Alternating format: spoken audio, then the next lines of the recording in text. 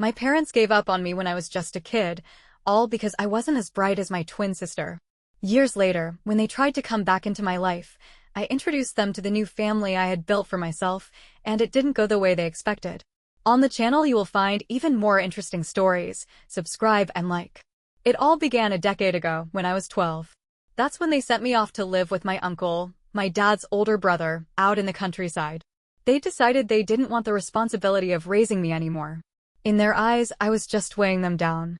They preferred to focus on my twin, who they believed was everything I wasn't. Smart, talented, full of promise. And the truth is, she really was sharp. School came easily to her, and she excelled at just about everything. Meanwhile, I was simply average, which, in a household full of high achievers, was as good as being invisible. Both of my parents were doctors, and they had already mapped out our futures. My sister and I were supposed to follow in their footsteps. But deep down, I had no interest in that path. I was drawn to more creative pursuits, things that inspired me, not drained me. Unfortunately, my parents never cared about what I wanted. Instead of supporting me, they constantly criticized me, compared me to my sister, and made me feel like I wasn't enough. That kind of treatment started early, and only got worse over time. The pressure became unbearable. I struggled more and more in school until I was barely passing. Even though I was trying, the results never showed.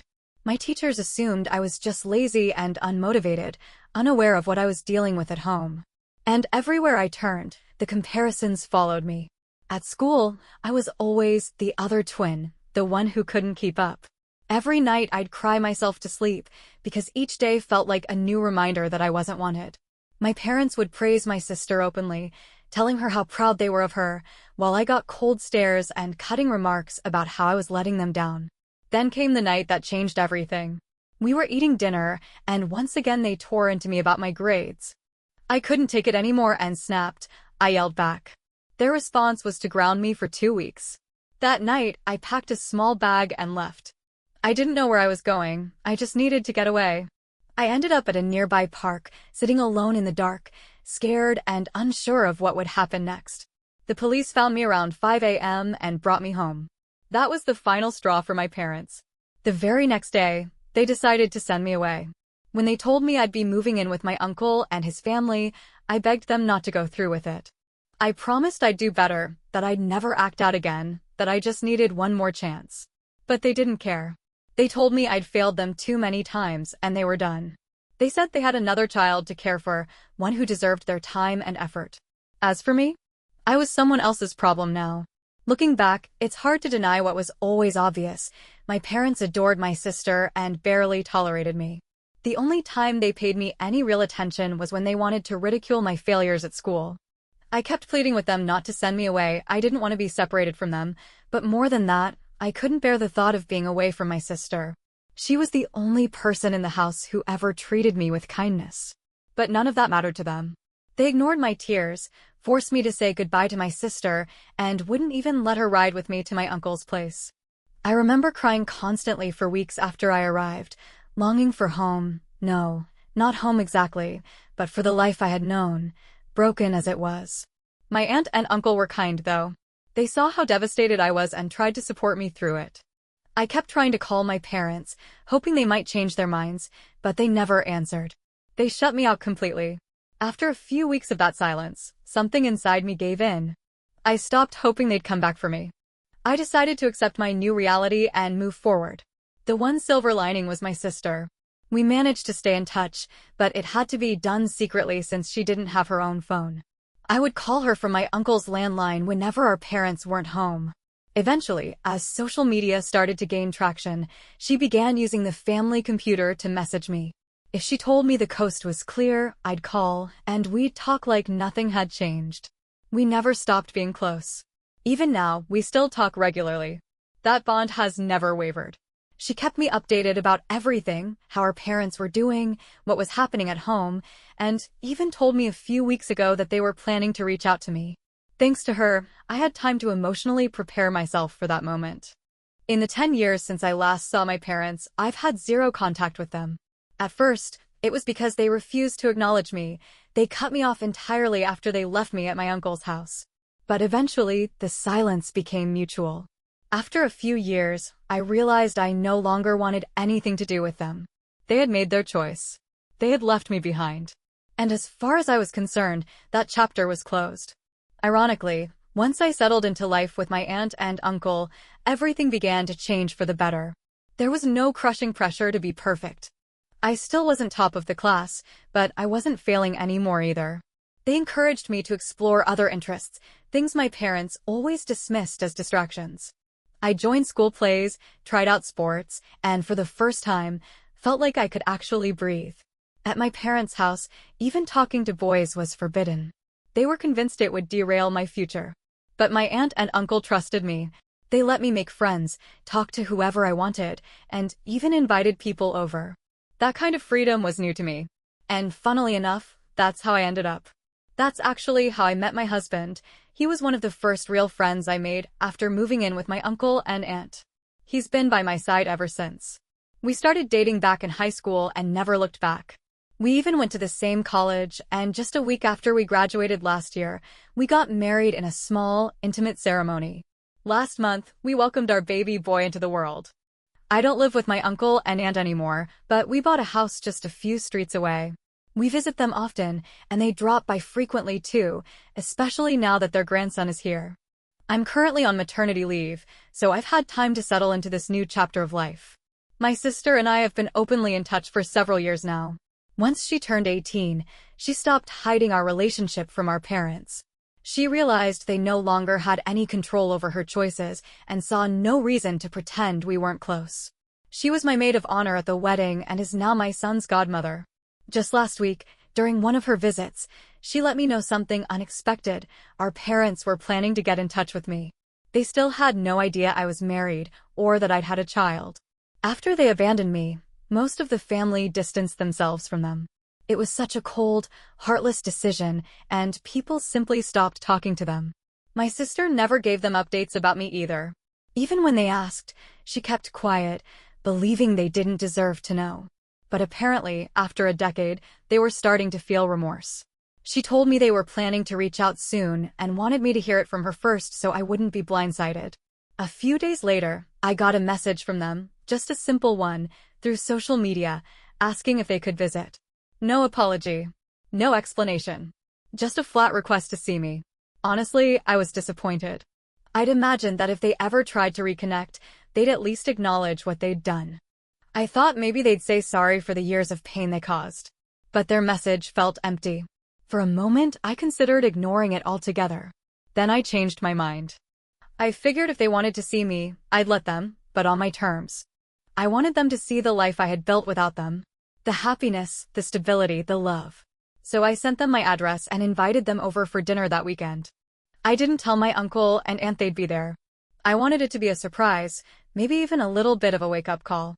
I invited them, my sister, and of course, my husband and son, since we were hosting at our house. 3 days ago, they all arrived.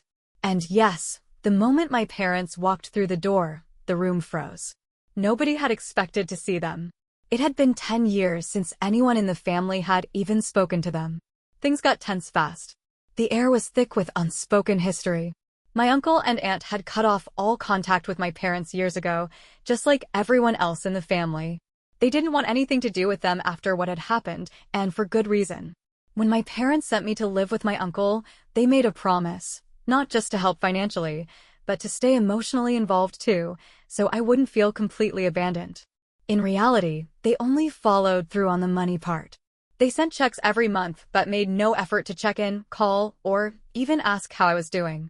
It was obvious they were just relieved to have me out of their lives. That wasn't the agreement my uncle had signed up for. He had stepped in, thinking he was helping a child with the support of her parents.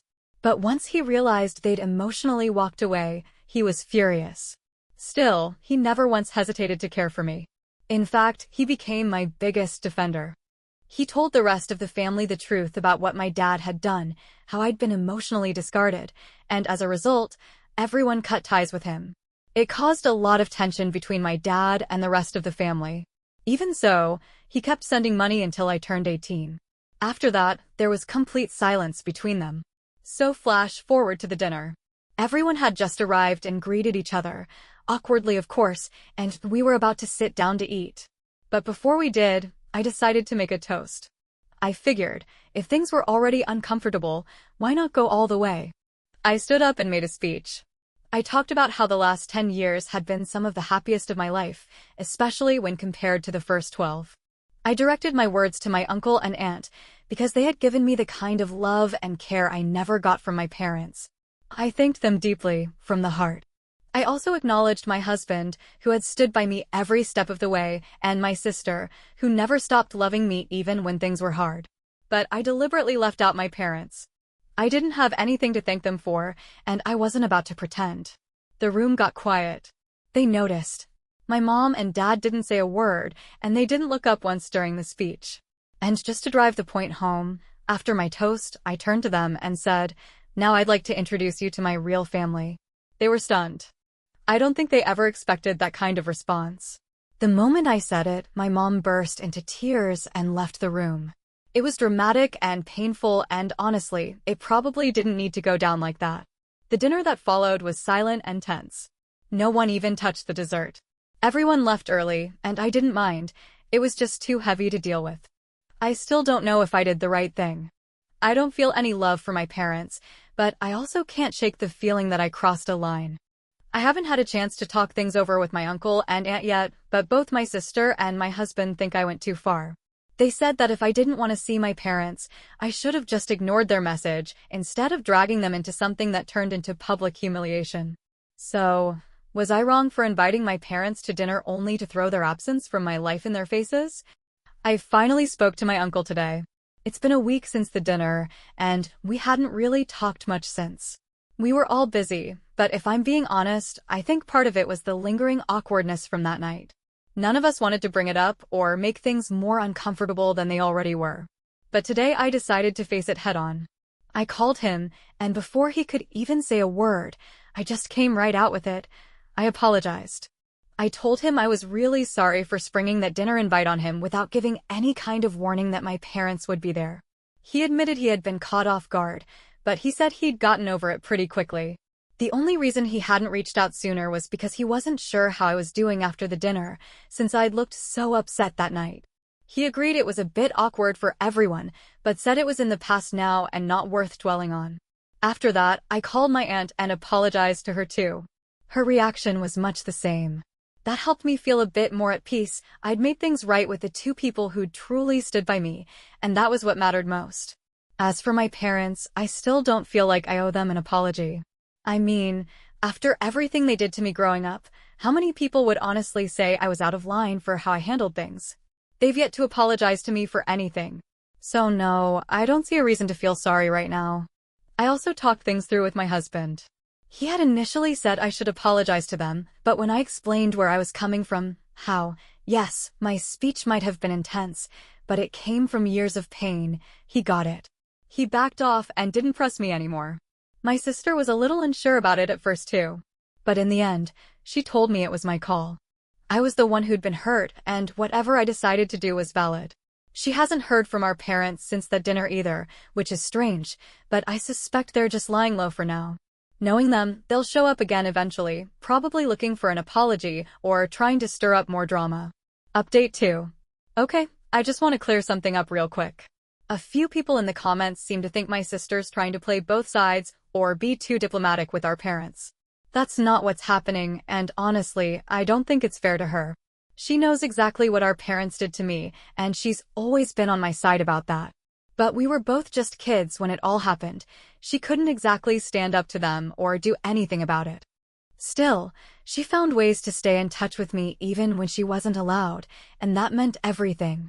As for why she still talks to them now, it's not some deep betrayal. They're getting older, and she doesn't want to feel like she abandoned them completely. That's her personal decision, and I respect it. It doesn't affect the love we have for each other. So please stop attacking her for that. She's not the villain here. Anyway, like I mentioned in the last update, I had a feeling my parents wouldn't just brush off what happened at the dinner. And sure enough, they didn't. They're definitely not the kind of people to take something like that lightly. My parents aren't exactly the type to let things slide. So deep down, I knew something was coming, I just didn't know when or how. Turns out, today was the day they decided to strike back. 10 days after that dinner, they took the whole thing public. What shocked me wasn't just the fact that they posted about it online, it was that they rarely ever use social media. But for this? Oh, they made an exception. They poured their hearts out in a long, dramatic post about how hurt they were. As expected, it was incredibly one-sided. There was not a single word about what they had done to cause any of this in the first place. If it had been aimed at our extended family, I honestly wouldn't have cared. Most of my relatives already know the truth.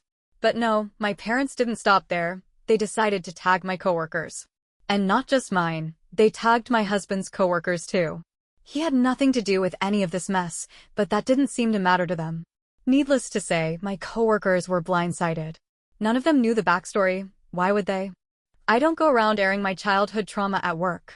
But once that post went up and tags started popping up, my phone started blowing up with messages. I didn't even realize what was happening at first. I'm on maternity leave, so I don't check social media much. Most of my time and energy goes into taking care of my baby. But when I saw all the messages from my coworkers telling me to look at what's going on, I braced myself.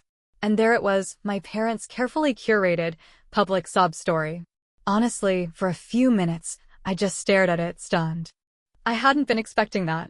But once the shock wore off, I knew I had two options: stay silent and let them control the narrative, or speak up. So I did the latter. I left a comment on the post explaining exactly what happened, not just at dinner, but 10 years ago, when they dropped me off at my uncle's house like I was someone else's responsibility. I explained how they had kept sending money but completely cut off emotional contact. How they never called, never wrote, never visited. And when they finally reached out after a decade, it was a dry message with no apology. Even when they were at my house, sitting across from me, they said nothing.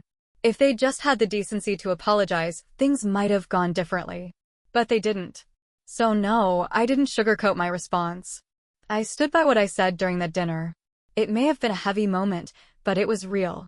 And frankly, after everything they put me through, I didn't think I was being cruel. I was just being honest. I also messaged the coworkers who had been dragged into this. I apologized to them on my parents' behalf because they had no reason to be pulled into something so personal and petty. It was way out of line, and I made sure they knew I was sorry they got caught in the crossfire. I've been waiting for my husband to get home so I can fill him in. He told me this morning that he had an important client meeting, and I didn't want to bother him during the day. I figured I could handle it. It's just more of their petty drama after all. But still, dragging my coworkers into it? That crosses a line. A few hours have passed since my last update, and now it's 8 p.m.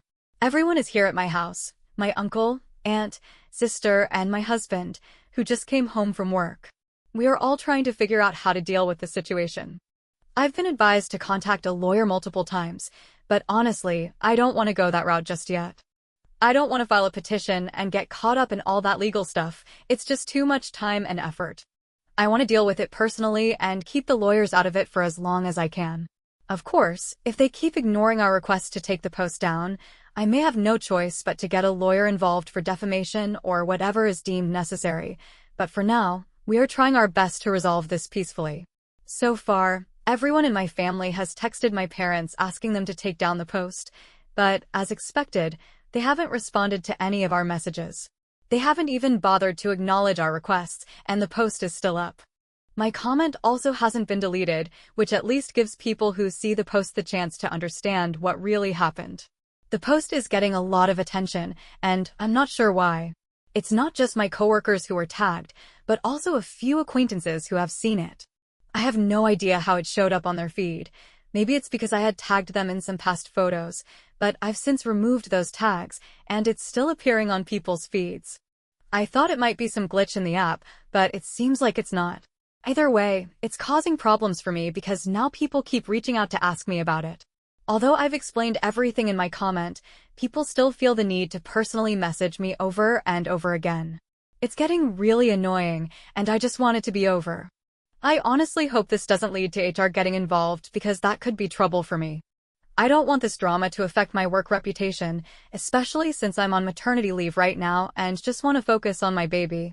Right now, my family is still trying to figure out a way to get my parents to take the post down, but they aren't responding to us. Tomorrow, my sister has told me that she's going to visit them in person to ask them to remove it, so hopefully that will work. If they still refuse, we may have no choice but to pursue legal action, and I really hope it doesn't come to that because it would take a lot of time and energy that I don't have right now. All I want to do is enjoy my maternity leave and not have to deal with this petty drama. Shenanigans Update 4. Hey, so my sister went to visit our parents today for about an hour. I had no idea what was going on, but just half an hour ago, she filled me in on the details. She said that my parents were still very upset about the situation, and that was why they made that post and tagged my coworkers. As I suspected, they had managed to find my coworkers on social media by stalking me online. That's honestly pretty creepy, but whatever right now, that's the least of my concerns. Anyway, my sister told me that she had a long discussion with them, and they told her they'd be willing to take the post down, but only if I apologized to them first. I immediately told my sister that this was going to be a hard no for me. I didn't do anything wrong, and I'm going to stand by that. Thankfully, my sister knows me well enough to understand that I wasn't going to apologize, so she told them that no matter what, I wasn't going to pretend to be sorry for something I didn't even do wrong. She told them they could save their time and energy and just take the post down.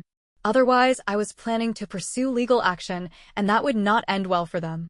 The conversation lasted about an hour, but in the end, they agreed to take the post down and end the drama. However, they also told my sister to tell me that they were cutting me out of their lives, along with the inheritance. Honestly, I don't care about any of that. I just want that post gone. The inheritance means nothing to me. My husband and I are doing well in our careers, and we're confident that we'll be financially secure. Even if we're not rich, I'm okay with that. At least we're not dependent on them for money. My sister also made sure they understood how I felt, so they're aware of where I stand. Now that everything's been dealt with, I can focus on enjoying the rest of my maternity leave with my son. I'm going to make the most of it before I have to go back to work. Thank you all for the amazing support you've shown me through this ordeal.